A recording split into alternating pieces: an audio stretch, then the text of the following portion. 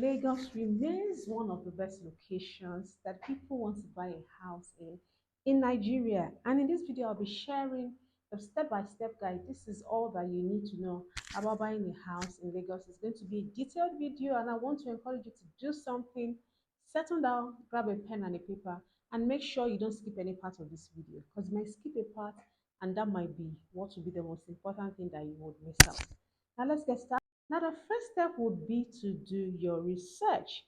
And it's pretty easy nowadays to get a lot of information. Thanks to the phone or the device with which you are watching this video, you can do a lot of research about Lagos properties. The neighborhoods are available, the amenities, the type of houses, the price range, the market trends, and a lot of information. Just by doing a simple Google search, you get a lot of information that would help you decide and pin down exactly what type of property you want to go for. All right. Now, the second is where you now decide. So you've done your research, you now decide. And the decision will be helped by you when you answer this question. What exactly are you looking for? Are you looking for a home for you and your family? Are you looking for a home for you as a single person? Are you looking for a house to buy and then put up for investment purposes, maybe for short lets or for a tenancy or for a long lease? All right. It's very important that you know this because it would help you decide exactly what you are looking for. Now, after you have answered this important question, you then want to decide what type of house do you want to buy. Do you want to buy a terrace duplex? Do you want to buy a semi-detached duplex? Or you want to go for a bungalow? Do you want to buy an apartment in a block of flats? Where exactly do you want to buy this house? Is it on the mainland? Is it on the island? And even when you still narrow down to, okay, I want to own a house on the mainland or on the island, where exactly, what neighborhood? All right, these questions would help you before you reach out to to a realtor, would help you know what exactly you are looking for as you start your house hunting expedition. In addition, you also want to plan your budget. Now, I would usually advise that if you have a particular figure that you have devoted to the house owning project, all right. So let's say, for instance, you have decided that you're spending 100 million to own a house. You should definitely know that you cannot spend that entire sum of money on buying a house. If that is your entire budget, then you want to allocate your budget properly. Because apart from paying for the house, there are other fees involved. There is the fee for due diligence, there's the agency fee, there's the legal fee, and there's the documentation fee, there are inspection fees. And even when you buy a house, and I have to state this, that you would not usually get a house that will be 100% everything you want. So you want to have some couple of some money set aside also to do some little finishing and maybe for the house, so it's to the taste of what exactly you want. All right, so you want to budget between 20 to 25% for this ancillary fees, and then maybe you have 70 to 75% of that budget has the cost of the house. All right, it's very important that I state that. I have a detailed video that I'll leave in the link below on the issue of budgeting. So now that you have done your research and you have done you've taken the decision, you've decided the house you are looking for. So let us say, for example, you want to buy a semi-detached duplex and you've checked it out, and you've seen, okay, the price range is 150 million for the neighborhood you want. Then the next stage is now to start searching. So just like I said, it's easy to do this using the internet, just like you found me on the internet too, most likely. So you reach out to realtors. I have a group of realtors that I work with, and who will help our clients to search for properties. So you reach out to a realtor, you tell them what you want, because when you know exactly what you want, it's easier for you to look for it. So they can search for you, they can link you up with the different properties that they have that fit into what you want. Now, this search stage can be it could take it could take some time, and I have to state that the home buying process sometimes it could take some time because you're looking for a particular thing.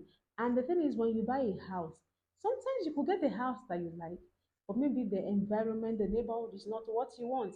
So you see, you're not just buying a house, you're buying the neighborhood, you're buying the amenities, you're buying a lot more other things that are not necessarily attached to the house. So I have to explain to you that you want to exercise some patience, okay? And don't get discouraged if you've gone for several physical inspections and you're not getting what you want.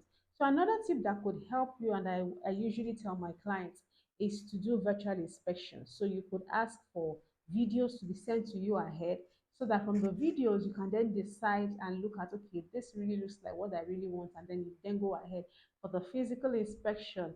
And that takes us to step number 4, which is the physical inspection. Now this stage should not be skipped at all, because you want to buy something, you've got to see what you want to buy. And if you're out of the country or in diaspora and for some reason or the other you cannot physically inspect that property, you can engage the services, can get a trusted family member, can engage the service of someone who is available to do a virtual tour for you, to do a video tour of the property, so that through video, through technology, you can have an idea of what property you want to buy and what it looks like.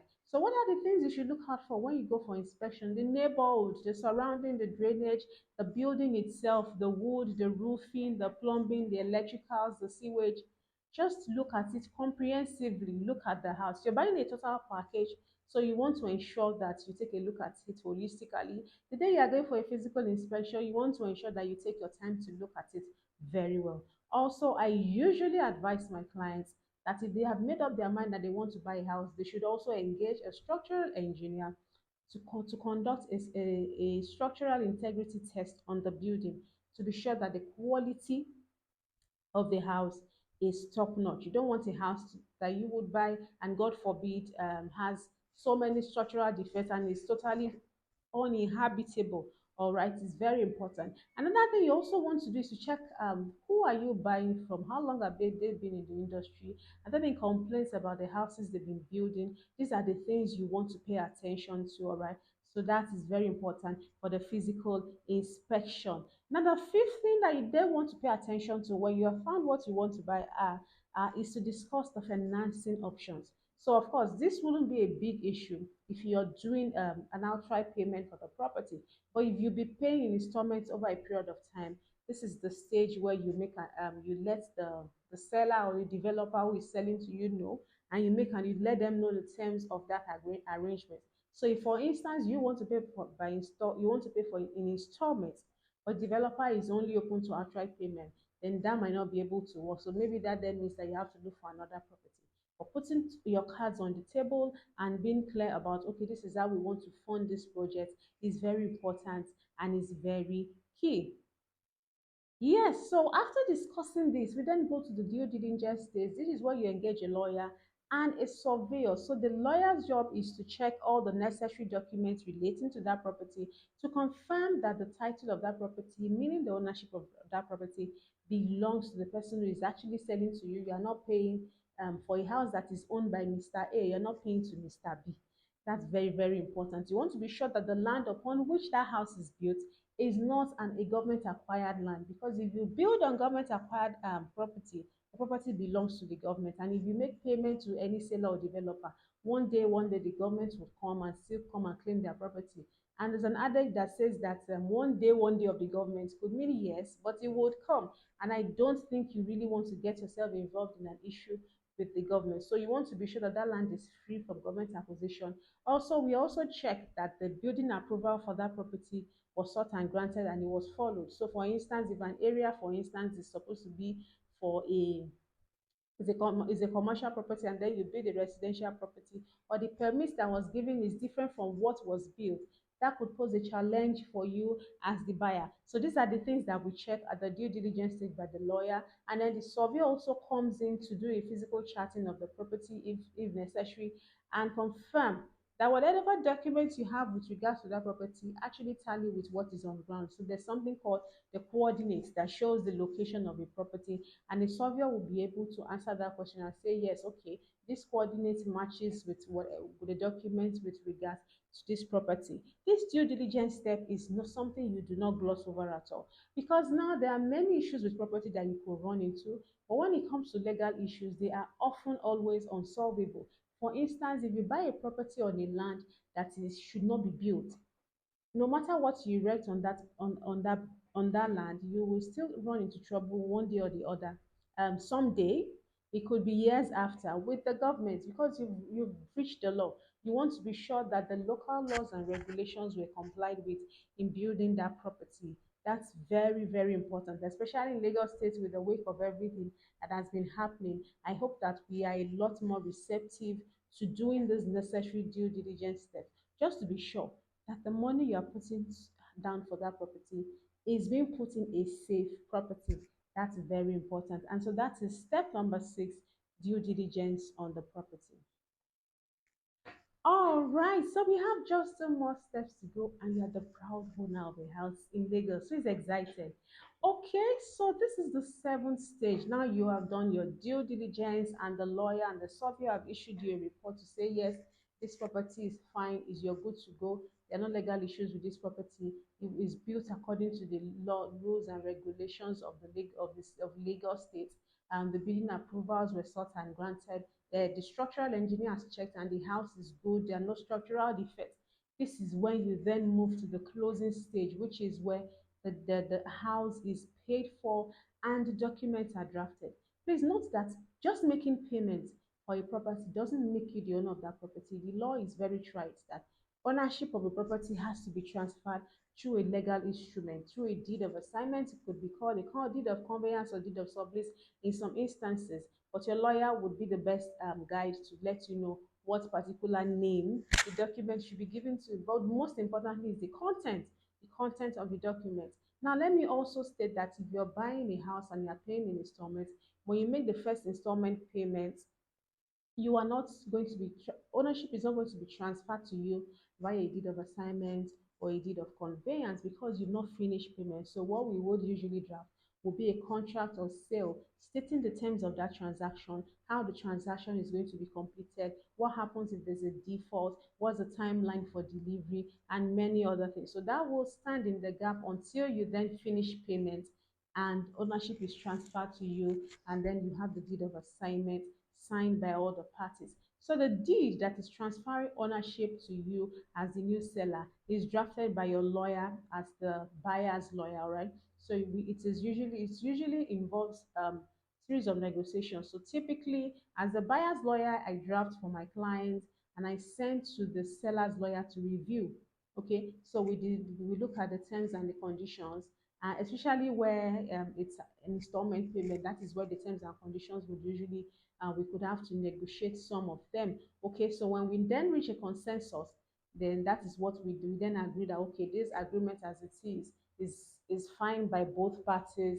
We've looked at it and the interest of both parties are protected. That is when the agreement is then signed is and executed by the party. So it's very important. The buyer will sign, the seller will sign, their witnesses will sign. The lawyer would guide on the procedure for that. It's very, very key.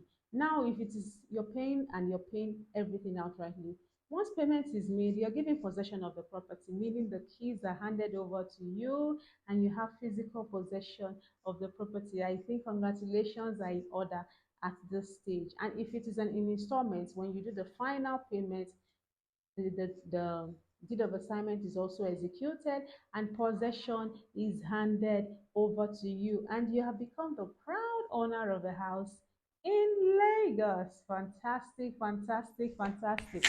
All right, so the last stage, I'm sure you're probably wondering, so since this is not enough. So trust me, I told you that this is a detailed guide, so I have to tell you everything from beginning to the end. So let me also add that you should get a survey plan done in your name. Very important. When you buy a house, you have a survey plan done in your own name, not in the name of the seller, your own name. It's part of the proper documentation for the property. Now, the last step is that you perfect your title. Okay. So if that land, for instance, was at the time it was built, if the seller didn't have a certificate of occupancy to the property, then you will perfect your title by applying for a certificate of occupancy in your name so that there's a record of your land at the registry, the lands registry in Lagos, that you now own the property. Of course, there are set of rules and regulations to follow and requirements which we will talk about in a subsequent video. But if the person or the party or the company selling to you already had a certificate of occupancy, then what you would be applying for as the new owner, as the buyer, is governor's consent to your deed of assignment. I hope you you understand that. I've tried to make it as simple as possible so that we can really understand and really get this. So let me know, how has this video been? Has it been helpful? Did you learn anything new? Let me know in the comment section. I look forward to your comments. And if there's anything you would like to ask me about, feel free to type in your questions in the comment section and I will take my time to read through and to answer them. All right, I'll see you in my next video, and make sure to subscribe and like this channel so you can see more videos like this and share with your friends too. All right, I'll see you in subsequent videos. Bye bye.